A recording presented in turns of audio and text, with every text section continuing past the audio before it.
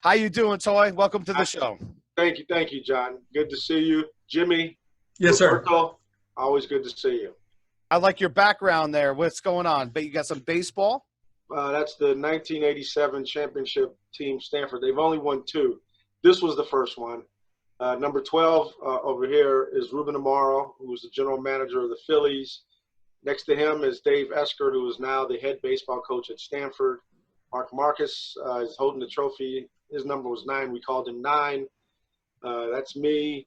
The guy hugging me is Mark Mactoff, who is the head baseball coach at Gonzaga baseball for the last 20 years. Next to him is Al Asuna, who was a pitcher that pitched in the bigs for the Dodgers. And in the back is Rob Wazenar from Minnesota. Minnesota, who also pitched for the Orioles in the bigs. Yeah. So that was the senior class. Jack McDowell was on that team. Ed Sprague, Brian Johnson, a stud group. Well, you're definitely someone that's very familiar with trophies. The 1994 San Francisco 49ers. What a team. What a lineup. Congratulations on that victory. Thank you. Go ahead. Is there anything you'd like to share about that experience and that amazing season with that amazing team? It was the greatest season that I've ever – well, our Stanford team, that was fun. Anytime you win a championship, it's a great – in high school, if you win a championship, that's a great year, right? Everything that happened was great. And in the pros, to go 13-3, I've said this joke before, but we had the most well-rested coaches in all of football. They slept like babies. There was nothing to worry about. On offense, you had Jerry Rice and John Taylor. Ed McCaffrey was the fourth receiver behind Nate Singleton. John Taylor, Jerry Rice, Brent Jones, Ricky Waters, bar none, William Floyd from Florida, from Florida State, who won the national championship and in his rookie season wins a Super Bowl. So that's pretty cool, Wow. right? Steve Young was the quarterback. Elvis Gerbaugh was the backup. Jesse Sapulu, Bart Oates, Steve Wallace, Harris Barton. I know I'm missing someone. Derek Deese. That was the offense. So they averaged like 30 points a game. So come on. And on defense, I can do this right here. Yeah, number 41. We had, we'll go here. On defense, What a remarkable team and lineup. And, obviously you got one of the greatest of all time, Jerry Rice there, and of course your contributions, which were amazing. What a great team. I had to bring that up right away. Your take on the sports world nowadays. What are you watching? What are your favorite sports to watch? Golf, just like Jimmy. We were just talking about that. we got to get Robert out. We both got our golf shirts on. Yeah. Are you good at golf, Toy? Because I'm terrible. I am good enough. I look good playing golf. I have my moments. It is my favorite sport. It's the greatest sport of all time. The PGA Championship was on Sunday. Colin Morikawa, despite him going to Cal Berkeley, which was acceptable. Oh, stop. Stop. Sarzo is Trojan. I'm married to a Trojan, but Cal. I'm just happy for the kid. 5 years. He gets to play in 20 majors. That's what you get for winning. Yeah. Oh, and a lifetime exemption for the PGA Championship. Yeah. And the kid's 23, so you can play. Amazing. That's the next 17, right? So just the 20 majors. That's like his life is pretty much set. So that's the fun part and he did it. And he hit the shot when only like everyone else had a chance. And oh, by the way, Dustin Johnson birdied the last hole to get to 11. So if he doesn't eagle, he won by 2 because of the eagle. He's in the playoff. So I just love the whole idea of, whether with the Stanford, when we won the championship, we were down 3 with 2 outs in the 7th inning against LSU, and Paul Carey hits a grand slam that puts us in a championship game. It's called taking advantage of your moments, which if you any investors out there, you might want to invest in LifePak Organics because it's about taking advantage of your opportunity. And here you have it right I was going to go there, but you did it for me because I was going to say this. As athletes, like I'm a former amateur boxer. I've also done Muay Thai, played baseball my whole life, wrestled. I'm an athletic guy, and we have aches and pains. And I'm also a musician. I play drums, and I have hand issues. You know, CBD has been a game changer, and some of them are good, some of them are not so good. So my thing is that when I met Robert and I came to him, you know, about Life Pack Organics, I'm like, let me try some of your product. And then we started doing shows together. It was awesome. This thing literally changed my game. My hands would shake and they'd be all messed up, aches and pains. I've broken my ankle. I've broken every like single finger in my hand. And I know that sounds like an infomercial, guys, but I want to say all this because I think it helps people. My mom's had shingles recently. I sent her some cream from Life Pack Organics, and she felt never better. And she's been great ever since. I send pills and stuff to my friends back home for sleeping agents to help them with their anxiety, their lack of sleep. They've never felt better, right? So the reason why I'm so adamant about this is because it's real, right? Because there's a lot of bullshit. Let's face facts, guys. There's a lot of bullshit out there. Like I bought tinctures in the past, and I'm like, drop. I'm like, nah, this ain't real. I've grown CBD licensed a couple of years back on my friend's farm. And so I'm very aware of what the process is. And the Life Powder is my favorite by far because if I want to spike it up heavy, I could do it. And what about you, Toi? What do you take to help the aches and pains? Because in sports, we all deal with all that aches and pains. I take the powder and I do the roll on, and it allows me to move much faster than Jimmy on the golf course.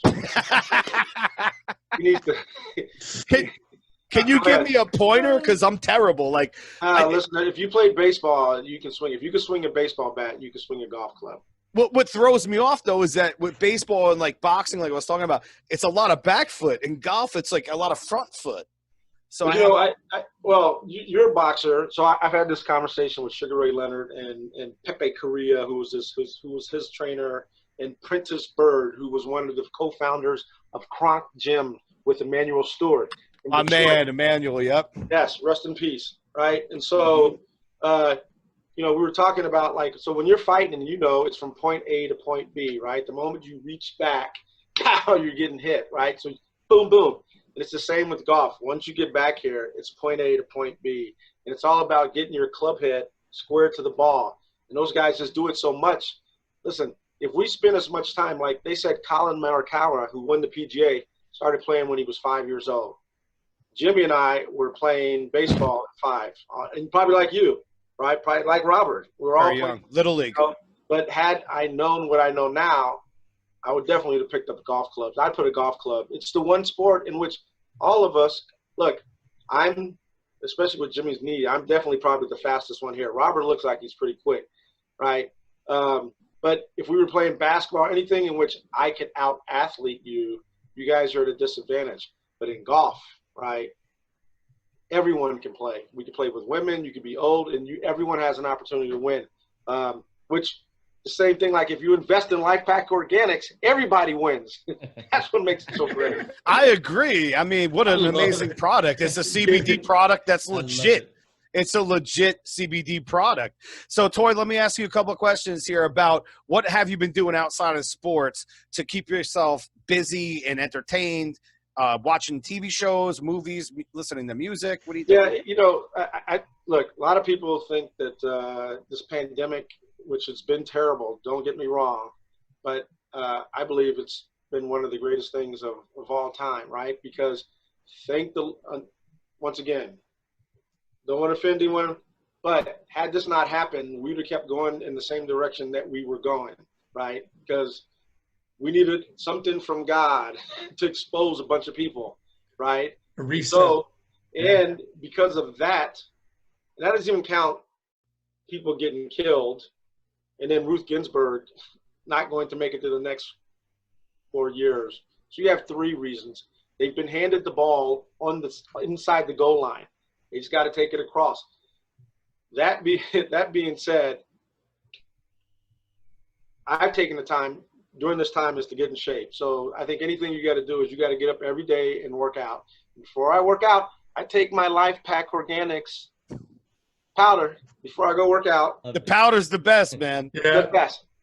So, and I do it. I've done it every single day, right? So in the advent that if I did catch it, right, and it's all about lung capacity, and I don't have any underlying issues because no athlete yet has passed away from this, right?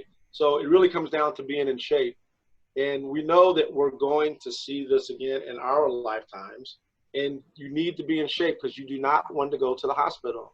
You do not want to be living in an old folks home unless you want to get in the casket. That's just the next step. So you need to stay healthy. And the way you stay healthy is by taking Life Pack Organics products. The vitamin C in itself is alone enough a defense mechanism, you know, and I honestly feel this, and I'm not just saying this, guys. This is for real, for real. I told my girl, the reason why I've been so happy and healthy for the majority of the time during the pandemic is I feel like my body is good. I've been treating it right. Now, mind you, I like my drink. I like my food. I've been eating a lot of steaks. So we all have our things that we do. But I think there's a reason and a rhyme and reason for how, you know, we've been strong. And you said the key word when you were talking is about remaining positive and stuff like that. And I'll keep going back to that. That's how we open this show is we got to be creative. And this thing is kind of a blessing because I've now met people through radio networks and stuff I've been doing, you know, not bragging at all, but it's been great. I've talked to people that I probably would have talked to at a later point in time, but it's happening faster now because we all have to be creative. We all have to find a way to, you know, make this work, not in a negative way, but in a positive way. Like you said, working out. You can spend more time at the gym. You can spend more time with your wife. You can spend more time with your family, you know? And yes, things are uncertain. We don't know what's going to happen 1 hour to the next. But the bottom line is we got to get to that next hour, that next day, and fight this thing the best we can. Well, you know, you said it. Look, we're always fighting, right? At the end of the day, every day is a competition. All I know is to compete nowadays, more than likely, you need to be in shape, right? If you're going to run a business, you need to be in shape. You need to let people know that you're going to be around. And you need a product that's going to help you, right, to compete, that's safe, right, and it's legal, right? So to me, get up in the morning, do the powder, go work out, right? And you stay, thank you. Brought to you by Robert Sarzo. And Life Pack Organics. Yeah. It's a neighborhood store. But it's about staying healthy, right? And I just know this, when you're healthy, you just feel better. You're a lot more productive. It's shown that billionaires get like 4 hours of sleep. I don't recommend that, but if you want to be a billionaire, I guess I'm only gonna have to get 4 hours of sleep, which is all the time I'm spending trying to help these guys, which I believe in their product. Well, look, I've known these guys for a while, and I think it's just a matter of time. This is this is just one aspect of the business, right? But you can see, not counting me and not counting Sinbad and not counting Sarzo's dad or uncle or all the people that Jimmy know, it's just a matter of time. And I've been on a lot of good teams, so I know what makes a good teammate, right? All I've done is win. My 11 years in the NFL only had one losing season, and that was my last season. And we lost the last game to go 7-9. So I don't understand 2-14. I don't understand like losing, right? I understand winners, right? And these two guys are winners, and the company they have, Life Pack Organics, is a winner, right? So I won a College World Series. I've won a Super Bowl, right? I played with Deion Sanders and Eric Davis and Tim McDonald and Merton Hanks and Dana Hall. And I've been around the best of the best, right? And I think I'm sitting with the best of the best from a marketing and from a product standpoint. So, and they got good taste. And if you look at the packaging, it's good packaging, right? So I'm in it for the long haul. I think these guys are going to win their Super Bowl, and I would just like to be a teammate of theirs when it happens. That's awesome. And the packaging is beautiful. And, we're talking over here about two great guys and Jimmy and Robert. And I'm thinking about Robert. We obviously know that he comes from a musical family, great musicians, both his father and his uncle. Do you like music? What are some of your favorite artists, and what do you like to listen to, Toi? I think that Michael Jackson is the greatest artist of all time, problems notwithstanding. But I even like, from the time he was a 5-year-old kid, but, I like all music. I like hip hop. Right now I'm listening to my daughter's top 25. So I go all the way from Sam Cooke, Dean Martin, Barry White, Blues Brothers. I just goes across all of them. Like I can get Muddy Waters and Cab Calloway. I just Muddy Waters. Right. So reggae, Pato Bantan. Man, I remember we used to go with Alan Phillips, Jimmy. We would go to the reggae festival in Long Beach. And every year we'd see like Pato Bantan. So I introduced Pato Bantan to the New Orleans Saints, but that was pretty cool. But yeah, but I do like the radio because they don't cuss. I don't like the cuss words. Yeah, I feel you. So I like the radio versions. I'm like, I got to be the only person that wants the radio versions. But, right. I mean, I'm a music instructor by trade, and that's the challenge nowadays all the time for the better part of the past decade is to find the radio, the clean cut version. That's right. But there's certain songs that are really good. And then next thing you know, there's an F-bomb that you didn't know about because me as a musician, I play guitar, bass, drums, all that stuff, piano, but I'm not a singer. So naturally as a musician, when I listen to music, I listen to the song. I don't listen to the lyrics too much. So sometimes I'll put something on, you hear that F-bomb, and you're like, oh, no, hit the stop button. Because, if you're teaching someone something, it's like, no, they can't hear that. And then you start listening to the lyrical content of some things. And most of music, even going back in the day, and I agree with you, I love all aspects of music, jazz, reggae, Latin, hip-hop, metal, rock, funk, I like everything. Metallica. Exactly. I listen to everything. But it's like you can't always take in every lyric. And it's like, so you put something on, you're like, wait a minute, they're talking about some really – music is about dark stuff overall. Do you have kids? Do you have kids? I have a stepdaughter. She's 11. Right. 11, okay. Wait till she gets to like 16, 17, 18. And she's like, Dad, I deal with that every day. It's crazy. I know Jim's gonna know this. Hey, let me control the radio. All right, go ahead. And then some song is going on. I want to smack that panani. We all want to. We just don't want to say it. I know, but that's the nice version, right? And I'm just looking at it. She knows. I'm like, what did he just say? Right. So to me, how old is I know this. There's some people I'm sure you could probably cuss on your podcast, right? I just don't cuss. No, that's cool. No, you can cuss. That's all good. But I need to be able to go on. I always say network television to cable, right? And so for me, this is me. I just think, look, another reason why, not to get political, but 4 years ago, when you ask people like my wife, why did you choose the person that's there?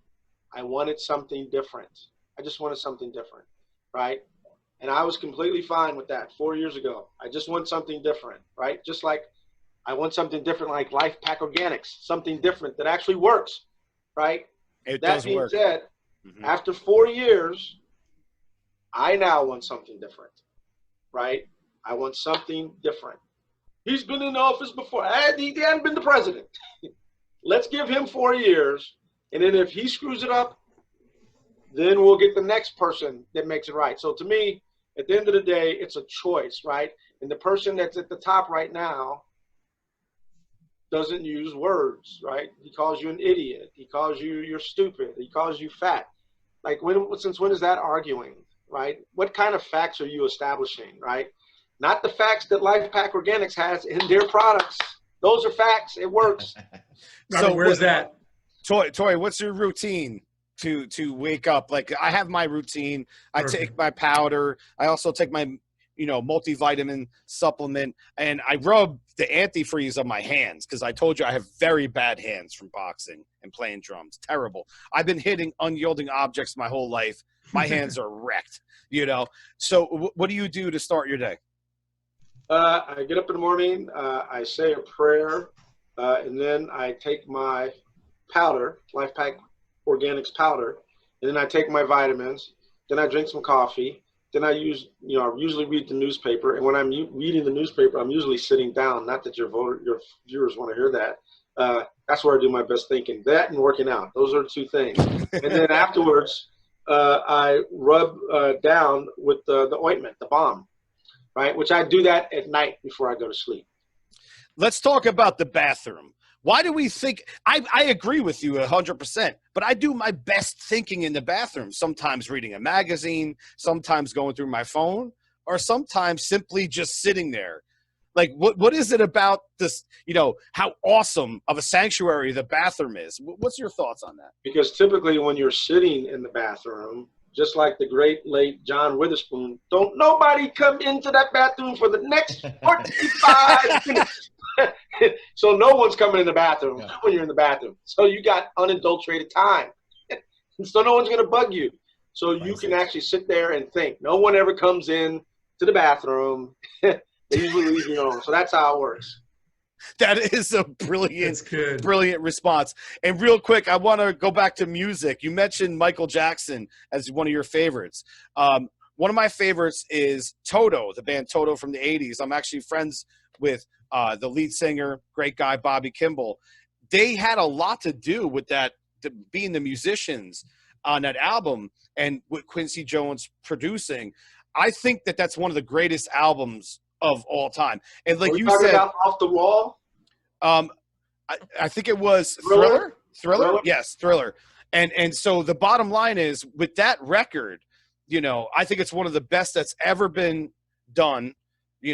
The musicians, the clientele. So regardless of Michael's thing, you mentioned it as well. It's like it's kind of a dicey area, but he did write some good songs. He wrote some great songs. It's unfortunate, that he went out when he went out, but absolutely. I could argue I love Amy Winehouse. I mean, like, the stuff that she laid out was unbelievable. That was a heartbreak. That was a heartbreak when she died. Yeah. So what a talent. All of them. Janis Joplin, the Doors. But look, that's the world that they live in, right? When you're running that hard, part of it's luck. I mean, look, you look at Mick Jagger. I mean, that dude's still running around. Those guys lived hard. Crazy. And they lived really hard. And we look at, like, you nailed it on the head right there. We've lost so many so soon. Janis Joplin, Jim Morrison, Jimi Hendrix, Kurt Cobain. There's been so many. And it's like that 27 Club, I think they call it. We lost so many great ones. But then, and I'm glad that, these guys from the Rolling Stones are still running around, and so many great musicians are still out there that lived a hard life, like you said. But, it's just weird how it works. But a lot of those kids, I'm going to call them kids because they died as kids. 27, you're a kid. Yeah. You haven't really lived your life yet at 27. My son is 27. He's the oldest. Yeah. So it's like when you get to the 30s, when you have a wife and you have a family and you got to nurture and all that's like, at this point, they're still kids. I'm 55. Exactly. That's a kid. That's my point. So it's unfortunate that we lost these people for whatever reason. It's great that you mentioned the Doors. I think they were so far ahead of their time. Yeah, look, I was lucky as a kid.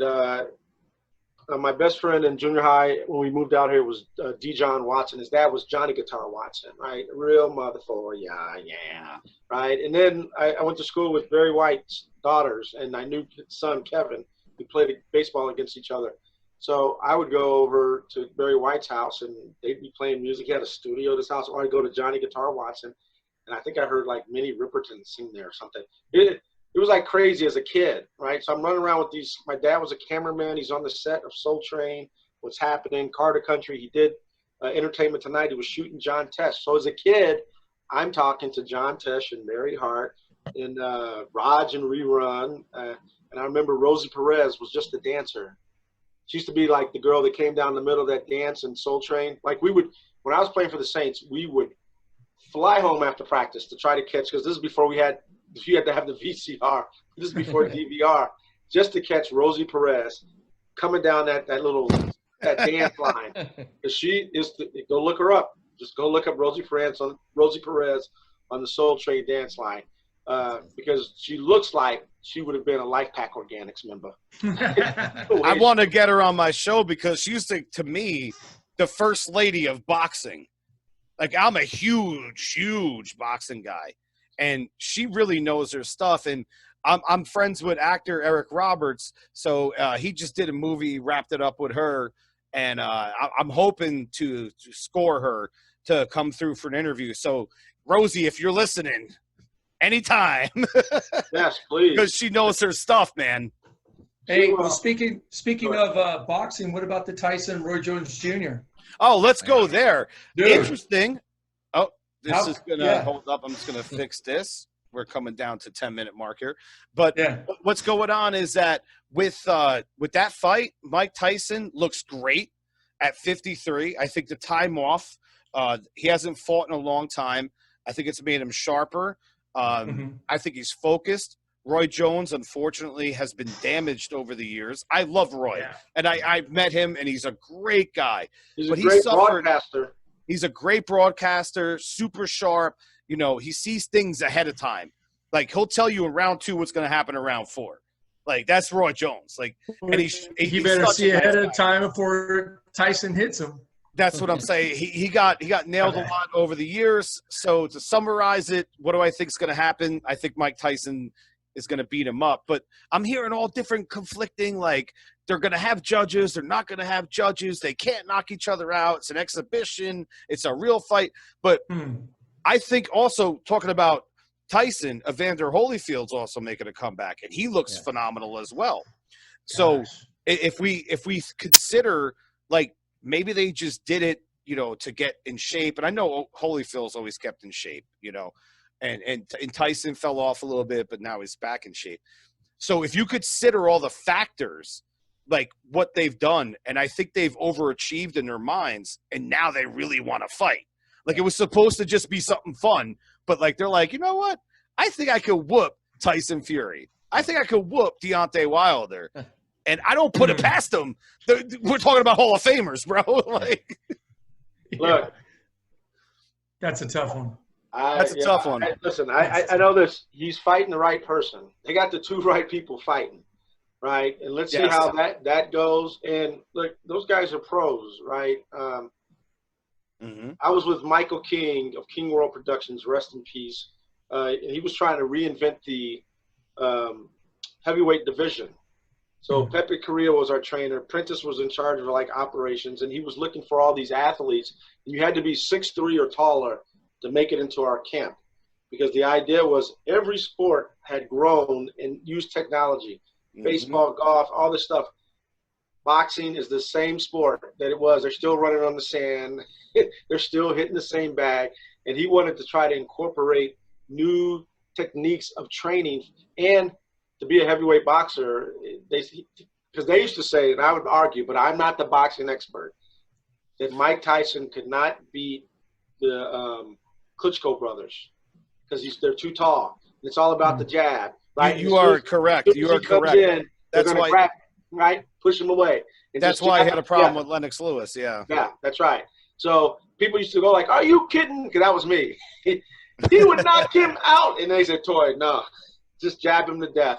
So we needed tall. That was so that's what I learned about boxing, because I saw Lennox get in with our, like, these big athletes, 6'5" guys, and he was just messing around, and it was like Lennox was a monster, bro. No, it was, but it didn't. You're not expecting someone that big to move that fast. Boom, fast. Yeah, because we had seen Riddick Bowe prior to that. Riddick Bowe was a big man, but but Lennox was more agile, more athletic. Yeah. And you mentioned Emmanuel Stewart before. The reason why Lennox and the reason why Klitschko came on the set and looked as good as they did is because of Emmanuel Stewart's tutelage. Yeah. I happen to had the privilege to know Emmanuel.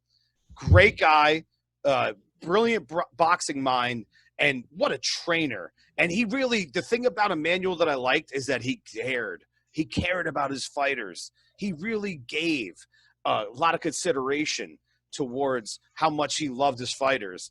And it gave everything he had to those fighters. Like Andy Lee. Like he adopted somebody. He adopted someone and took them in his house, man. That's amazing. Well, look, at the end of the day, they're all Burgess Meredith. You gotta get cut it, Mick. I mean, right? Listen, every trainer, Eddie Fudd, all those guys, they're all the same guy. Buddy McGirt, man. Yeah, that's one of my boys too, Buddy McGirt. Yeah. I just had Buddy McGirt on the show recently, and you listen. This guy, if you ever want to have a great conversation about music, oh man, he will knock you out. Like, and plus, great trainer, keeps it real, and that's what it's all about. And that's what we did here, guys. We got about, it's going to close out, looks like 5 minutes here. 5 minutes. Oh, so let me mention the greatest rapper never to get his due, Busta Rhymes. I'm saying it right now. Yeah, Busta Rhymes. Busta Rhymes. Busta Rhymes. Yeah. Never let's go favorite rappers. Mine, I have to say, is Tupac. What do you got, Robert? NF. And what about you, James? Mine is Biggie. Biggie. Well, these are all good calls. All right, rock bands. Let's go around the circle. Toy. No, Toy. What's your rapper? Come on, Toy. My rapper is Biggie Smalls. Come on, here we go. Yeah, my second runner-up is Eminem. My second Eminem. For sure. Eminem, look, Eminem, or like I said, Eminem and 8 Mile is unbelievable, but Busta Rhymes is just that's my guy. Let's go rock bands. Mine. Oh man. No Secret. Rush. What do you got, Toy? Man. Go around. Mike. Come back. Go What's go around. Credence. I'm Southern Rock. Credence. He likes the Southern Rock. What about you, Robert? CCR. Played the Fifth. No, come on. You got to, Robert, just name them all. Yeah. Just name them all. Ozzy, Quiet Riot, Whitesnake, Dio, Blue Oyster Cult, Hurricane. There you go. Yeah. Okay. Now, hottest female pop singer of all time, Madonna. Dude, come on. Britney. I don't care about her craziness. I can deal with it for about 35 minutes. Pat Benatar's second runner-up just because she's so badass. She is badass. Yeah, I think I'm going Mary J. Blige because I'm watching the Umbrella Academy. That's a good one, Toy. Yeah, I'm telling you. Yeah, that's a good one. So she can always sing. I'm just looking at her. We're doing a speed round before we cut out. We got 3 minutes. Okay, so here we go. Now we went from music to movies. Best comedies of all time. One of my favorites, Coming to America. What do you guys got? It's a mad, mad, mad, mad world. Robert. Dumb and Dumber. Oh, big guns. I got Animal House all day long. Animal House. Yeah, that's good. Yep, all day long. Okay, next one. All right. Best drama of all time. I'm going to say I'm on the fence with this one. I'm screwing up my own question. Goodfellas, I think. Goodfellas. That's a drama? Yeah. I think it's definitely not a comedy. Hey, you want me on that fence. You need me on that fence. A Few Good Men. Yeah. Man. Scarface. Scarface is a good one. That's a good one. Okay. I'm gonna go Godfather. Oh, excellent. Do one or two though, because they're so good. They're both 1 and 2. I know it's so hard to pick. But Braveheart. Braveheart was good. Braveheart was really good. I could also go 300. Gladiator. 300. Right. Oh man, we all got the same list. Yeah. TV series. We got TV series. Mine, Sopranos. Gosh. What do you guys got? Entourage. I'm going Billions in Succession. Billions is a great one. I like Billions a lot. I don't watch actual TV. So I literally haven't even. I've never watched an episode of Seinfeld. Or listen, you can always go look. Listen, I like Blackish. I like Seinfeld. Curb Your Enthusiasm. Oh, Curb Your Enthusiasm last year was amazing. Right. Yeah. It's still on. Is it still on? It's Yes, still on. Leon and Larry's never been better. Leon and Larry's never been better. Hang on. Time out. The one I did watch is Ozark.